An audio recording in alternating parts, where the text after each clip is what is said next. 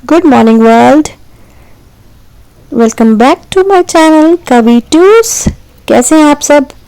और मैं अब मॉर्निंग में निकल चुकी। आज पता है आपको, सनलाइट निकली है। सन ऐसा चमचमा रहा है कि पूछिए मत। आज बहुत इतनी जल्दी सुबह दिनों कैसे हो बाद। गई? आज इतनी सुबह जल्दी कैसे हो गई? ऐसा लग रहा है उफ, 6:30 भी नहीं हुआ और अर्ली मॉर्निंग। ये सन सनसना रहा है कि पूछो मत। चलो वॉकिंग जल्दी करके मैं ख़त्म करके अब ऊपर जा रही हूँ, बिकॉज़ मैंने ब्रेकफास्ट कुछ भी नहीं बनाया है और जल्दी जल्दी इसको बनाना है। सो फटाफट शॉर्टकट में कुछ काम करेंगे। ओके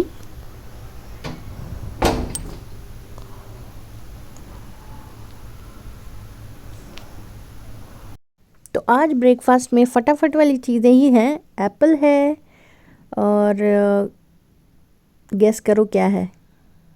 कॉर्न है भाई, कॉर्न। और कोकोनट वाटर मैंने दे दिया है ऑलरेडी पीने के लिए। और कोकोनट से मैं कट करके ये निकाल लूँगी कोकोनट। उसको मैंने पानी में डिप कर दिया है क्योंकि उस पानी को मैं प्लांट में डालती हूँ। और ये मैंने पराठे बनाए हैं टिफ़िन में देने के लिए। और ये कोकोनट का वाटर जो है वो प्लांट में डालूँगी मैं। ये कॉर्न एक मैं खाऊँगी, एक मेरे हस्बैंड खाएंगे। इस पानी को मैं प्लांट्स में डालती हूँ और एक बार नहीं, ये 1 2 3 बार इसको डिप करके और पानी इसका जो भी निकलता है वो मैं प्लांट में ऐड कर देती हूँ, जिससे मेरे प्लांट्स को भी काफ़ी न्यूट्रिशन मिले। तो और ये मैं देती हूँ सत्तू। As you people know, if मेरे वीडियोस को आप फॉलो कर रहे हैं तो आपको पता होगा कि ये सत्तू मैं टिफ़िन में देती हूँ हस्बैंड को अपने ऑफिस ले जाने के लिए। और ये चने भी देती हूँ कि जब भी अगर उनको लगता है भूख लगी है तो ले सकते हैं। क्लीनिंग कर लेंगे फटाफट।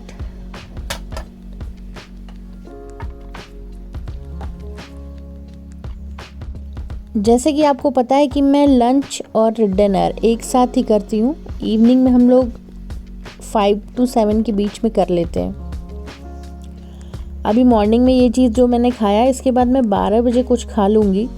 कुछ भी खा लेती हूँ मैं। अगर चपाती है तो, एक पराठे हैं तो, otherwise coffee, otherwise anything what जो भी मेरे पास है, जो ऑप्शन है वो मेरे पास, वो ले लेती हूँ मैं।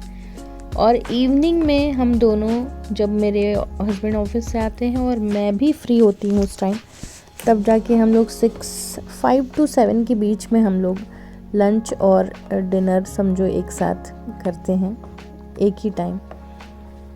तो उसके लिए मैं अभी ये बना के रख दे रही हूँ। ये रागी है और रागी डोसा प्रिपरेशन करने के लिए ये मैं बना रही हूँ। दाल और राइस की जगह मैं ऐड किया है मैंने रागी, और इसको मैं रख दूँगी माइक्रो में, क्योंकि यहाँ आजकल हो रही है बारिश, तो गर्मी से तो ये इसका कुछ नहीं होना, तो इसलिए मैं इसको माइक्रो में रख दूँगी, जिससे जितने खमीर उठनी होगी ये उठ जाएगा। आज मैं आपको दिखाती हूँ हैंड वॉश। ये ऐसा है, 10 रुपये का हैंड वॉश है और आप बिलीव नहीं करेंगे कितना मस्त है ये। थैंक्स गोदरेज, इतना सस्ता और इतनी सही चीज़ बनाने के लिए। इसलिए मुझे आप लोग को दिखाने का मन था, क्योंकि ये बड़ा सस्ता है और बड़ी अच्छी खुशबू है इसकी, बहुत किफ़ायती है। 10 रुपीज़ का पाउडर आता है, ये पाउडर फॉर्म में होता है। और इसको ऐड करना है बॉटल में। पाउडर को पहले बॉटल में ऐड कर लीजिए, डाल दीजिए, और उसके बाद 1 बॉटल पानी इसमें ऐड करिए और उस बॉटल को शेक कर लीजिए। शेक करने के बाद कुछ नहीं, यूज़ करना स्टार्ट कर दीजिए। बड़ी अच्छी खुशबू है इसकी और बहुत ही अच्छा है। मेन चीज़ ये कि इसको यूज़ करने के बाद हाथों में ड्राइनेस नहीं हो रहा। जैसे कभी कभी होता है, सोप आप लगाएंगे, साबुन से अगर हाथ धुलेंगे तो हाथों में ऐसे हार्डनेस फील होने लगता है। रफनेस फील होने लगता है। बट ये अगर आप इसको यूज़ करेंगे तो आपको वो सारी चीज़ें नहीं फील होंगी, बहुत सॉफ्ट फीलिंग आएगी और बहुत अच्छा रहेगा। सो थैंक्स गोदरेज इंडिया के लिए ये चीज़ें बनाने के लिए, थैंक यू।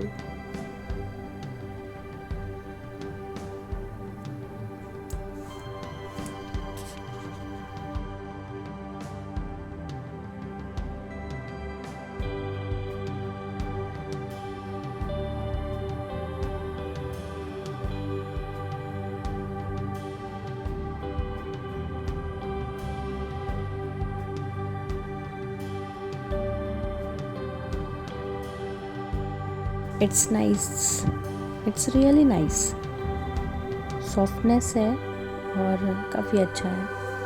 तो ज़रूर आप ख़रीदिए, यूज़ करिए और फिर मुझे कमेंट में बताइएगा कैसा है।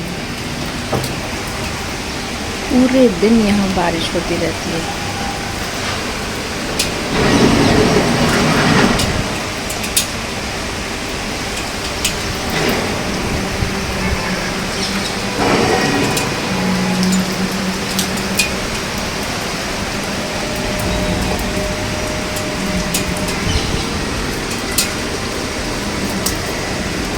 साइड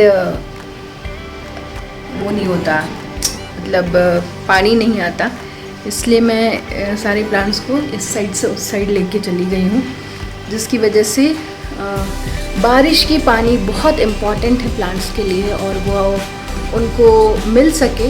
इसलिए मैं इस बार सारे प्लांट्स को जब भी बारिश होती है मैं उनको इधर से उस साइड शिफ्ट कर देती हूँ।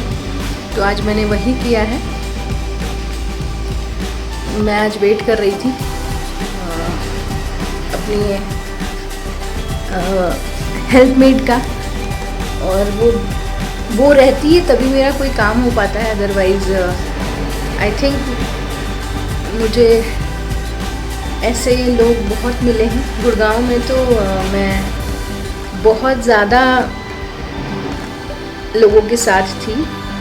एक आंटी थी जो मेरे साथ थी और वो बहुत मिस करती हैं, हम लोग भी उनको बहुत मिस करते हैं। प्लस क्लिनिक में भी 2-3 लोग थे जो साथ में काम करते थे, तो बहुत मज़ा आता था। गैदरिंग में काम करना बहुत अच्छा रहता है, लगता भी है। आपको ज़रूरत पड़ती है तो वो लोग हेल्प कर देते हैं और आप उनका किसी और तरीके से हेल्प कर देते हैं, काफ़ी अच्छा लगता है। आज का रूटीन आपने देखा। आज मैं बना रही हूँ रागी डोसा डिनर में, और अभी टाइम हो रहा है 5:15 और लाइट आ रही है जा रही है। आज तो लाइट की बहुत बुरी हालत है। इंसान पेशेंट को ज़्यादा कुछ नहीं, सिर्फ बैठ के देखना होता है हमें, लेकिन फिर भी थक जाते हैं। क्यों थक जाते हैं? क्योंकि उसमें इतना बोलना और समझाना पड़ता है और सिटिंग इतनी लंबी होती है, इसकी वजह से थकान फील होने लगती है। No problem. अगर आपको कुछ भी ऐसे हेल्थ के बारे में देखना है तो आप मेरी दूसरा चैनल देख सकते हैं, वो है be happy with doctor Kaveri. उस पर मैं हेल्थ की चीज़ें डालती हूँ, हेल्थ को कैसे सही रखना है वो चीज़ डालती हूँ मैं। तो थोड़ा सेपरेशन रखती हूँ मैं,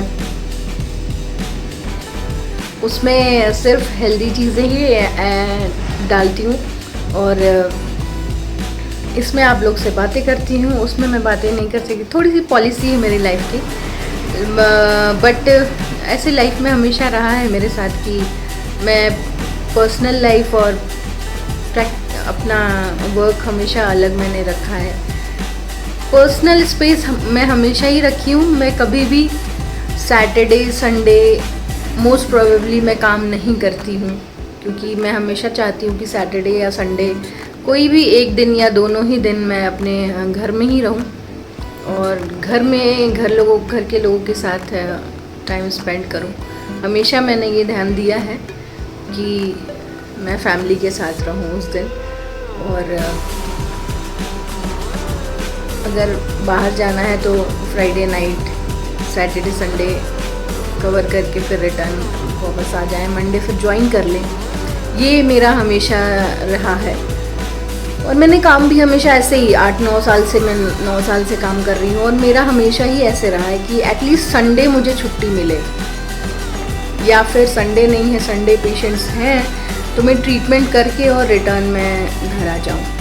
वीक में कोई भी एक दिन ऐसा हो, बिफोर मैरिज तो ऐसा था कि वेडनेसडे मेरा ऑफ रहता था, क्योंकि वो रोड वेडनेसडे मार्केट लगती थी मेरे क्लिनिक के सामने, तो वेडनेसडे हम लोग का ऑफ रहता था। फिर भी मुझे मैं इतना कनेक्टेड फील करती हूँ अपनी क्लिनिक से, पेशेंट्स के साथ, मेडिसिन्स के साथ, क्योंकि तो मैं वेडनेसडे भी नहीं रहा जाता था, मैं इवनिंग में एक बार एक चक्कर मार लेती थी अपने क्लिनिक के, शटर खोला, एक बार घूमा, बैठा और चली आई, क्योंकि वेडनेसडे मार्केट हम लोग घूमना पसंद करते थे। घर में छोटी छोटी चीज़ें बड़ी सस्ती मिल जाती हैं वहाँ, लखनऊ में लगती है, और लखनऊ में बुद्ध बाज़ार, हर मतलब एक पर्टिकुलर मार्केट है, और वो मार्केट हर एरिया वाइज अलग अलग डेज़ को लगता है।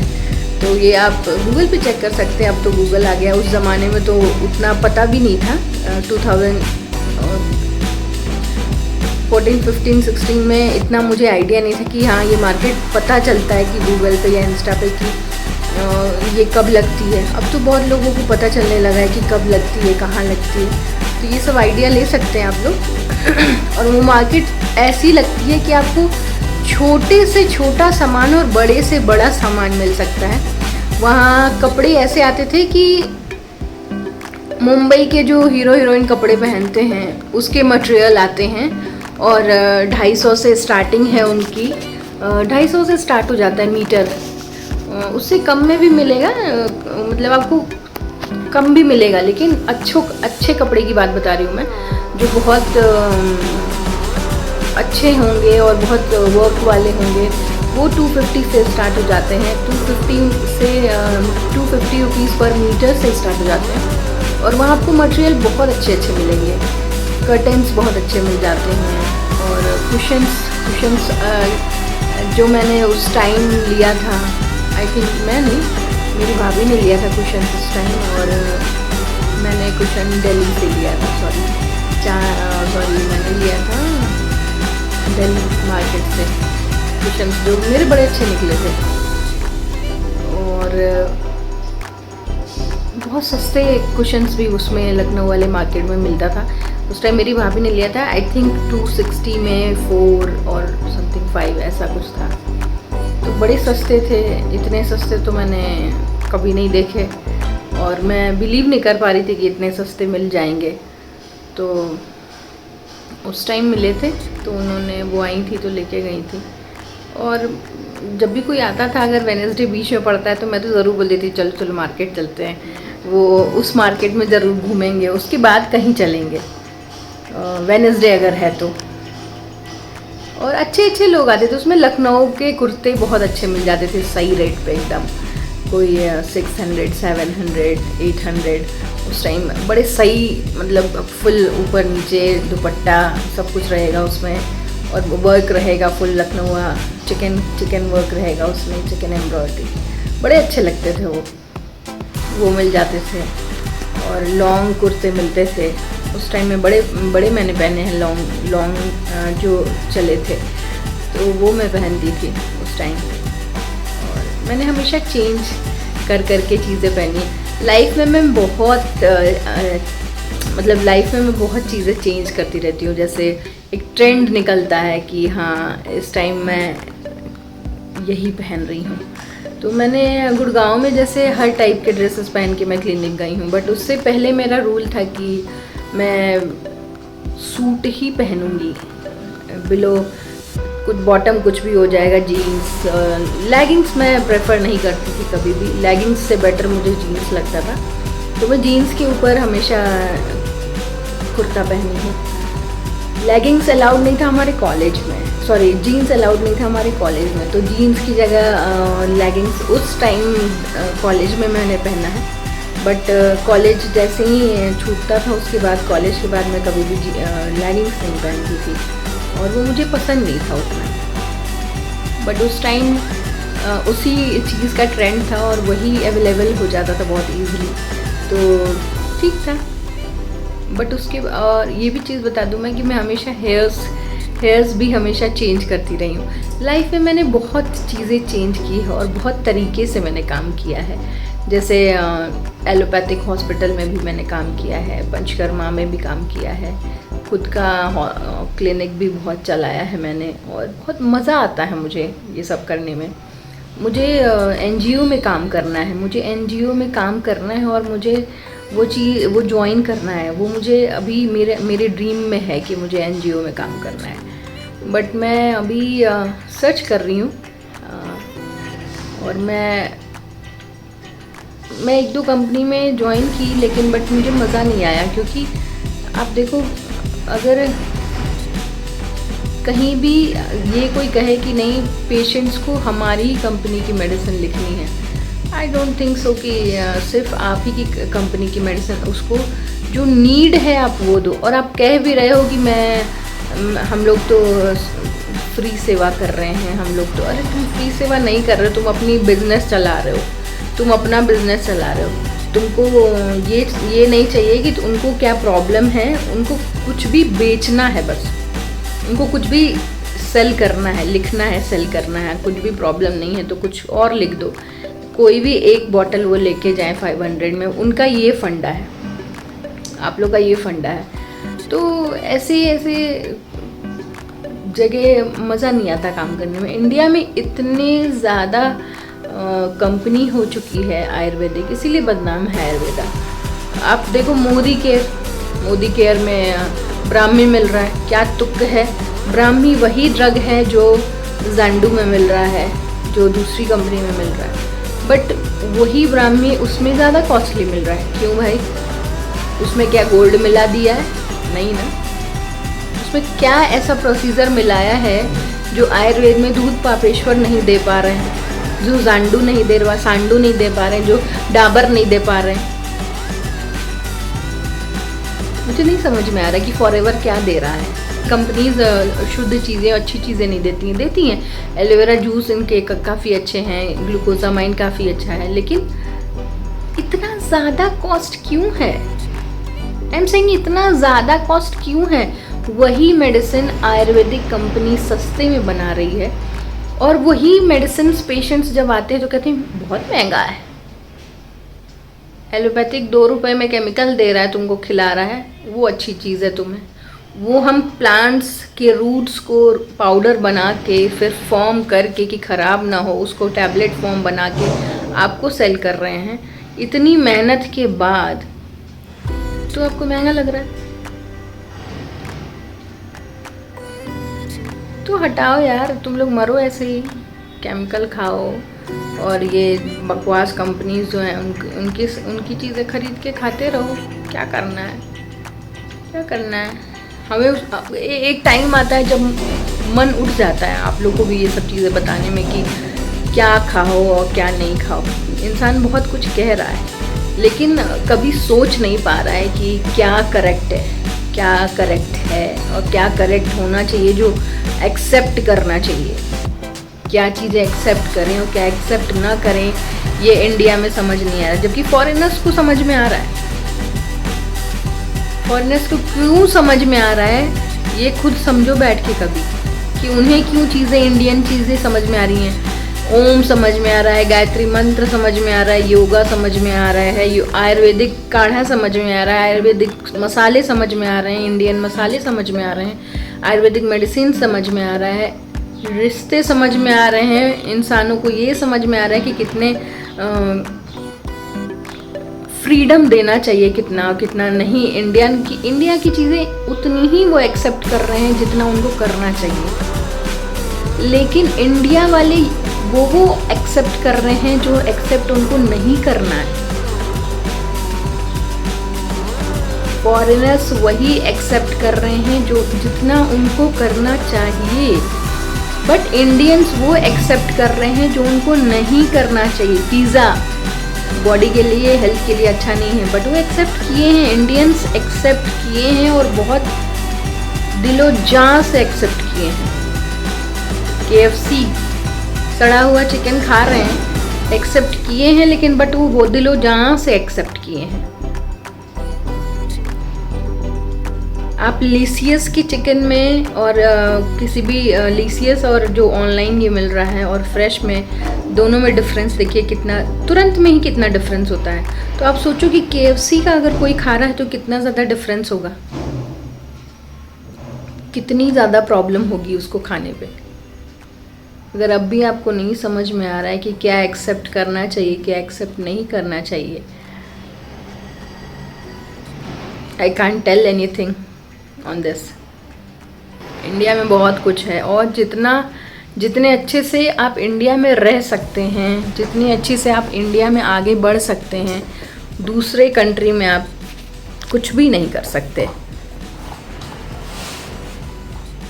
दूसरी कंट्री में इतना फ्रीडम नहीं है जितना इंडिया में फ्रीडम है। जितने इंडिया में चीज़ें कर सकते हैं उतना आप कहीं नहीं कर सकते।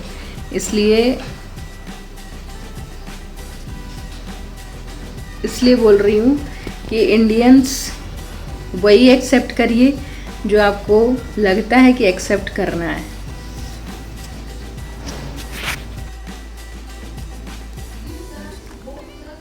तो आज मैं बना रही हूँ रागी डोसा और रागी पड्डू, दोनों एक साथ बन रहा है।